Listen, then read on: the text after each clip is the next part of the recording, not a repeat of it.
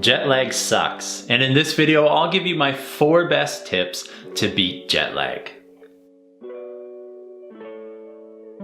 Hi everyone, it's Matt from Greatness Everyday, and today I want to talk about how I've been able to beat jet lag when I travel. I started looking into how I could beat jet lag a few years ago when I was going to be flying into Melbourne, Australia to complete a few months of a student internship.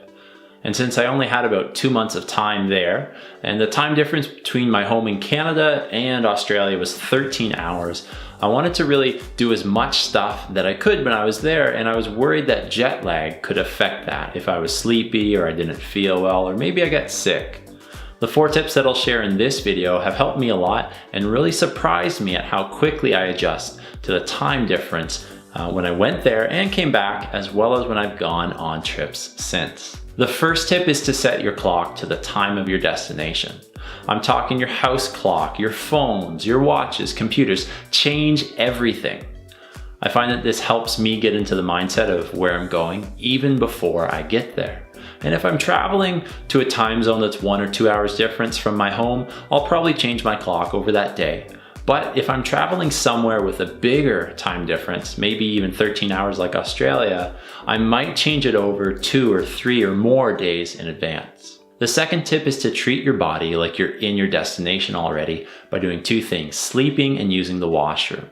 These are both key adjustments that our bodies have to make to adjust to a new time zone, and any changes that you can make in advance will help you greatly when you get there.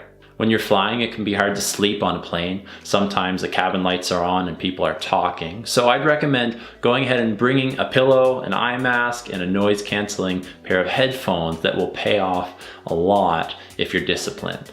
The third tip is to eat and drink as if you would if you were in the place that you're going. Make sure to eat 3 regular meals, breakfast, lunch, and supper, at similar times that you will be doing when you land. And focus on eating good quality foods, not junk, and make sure to stay hydrated. I definitely drink a lot of water when I'm flying.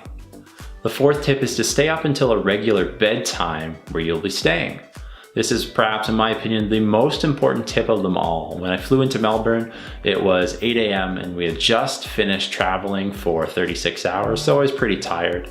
I knew that I wouldn't be rewarded for all the hard work I had done to beat the jet lag if I didn't stay up until that evening. So we filled our day with activities, and my favorite thing to do whenever I get to a new place is explore it by exercise.